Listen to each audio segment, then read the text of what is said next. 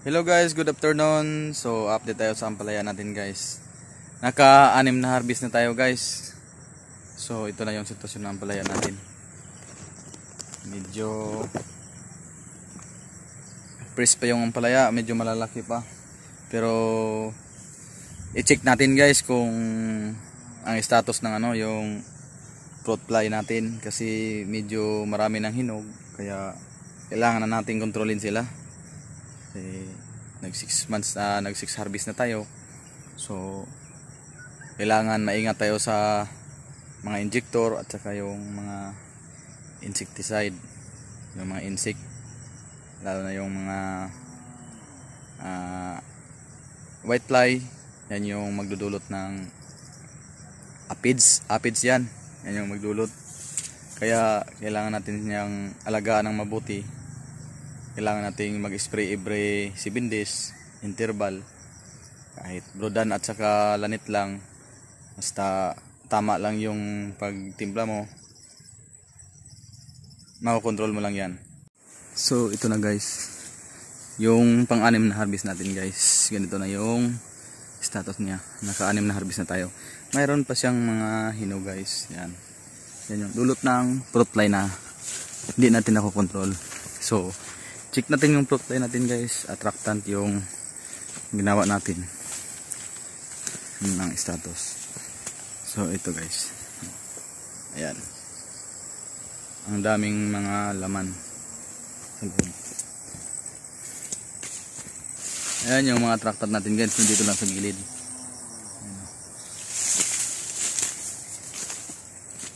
So tingnan nyo yung attractant natin. Maraming laman sa loob. Yan.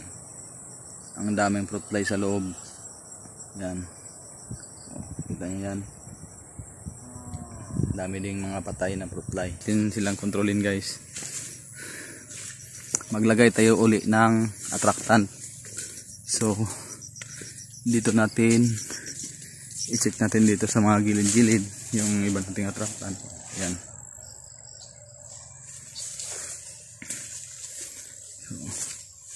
Yung ampalaya din natin medyo madamo na, so kailangan na nating magtanggal ng mga damo.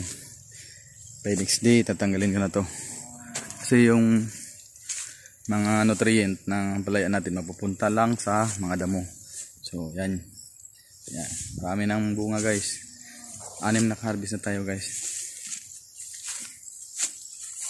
Ayan. Dami natin ginawa ng mga trap. Yan, nasa 50 mahigit yung ginawa ko. So yan, kailangan natin lagyan dito guys.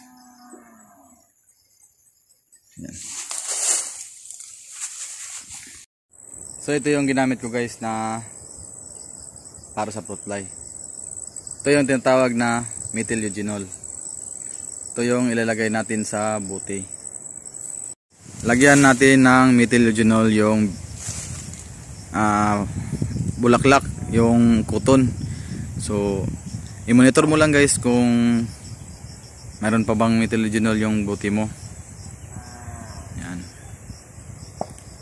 Pakita ko sa inyo guys kung paano maglagay ng methyl eugenol sa buti. So ganito guys, tinanggal na natin yung buti, yung takip. Yan yung cotton. So hanggang dito lang tayo guys. Abangan nyo na naman yung susunod ko ng mga video guys, sa update ko dito sa ampalaya ko guys.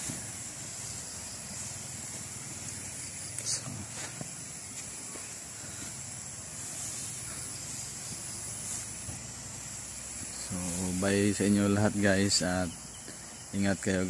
God bless. Mabuhay ang mga farmers sa buong Pilipinas.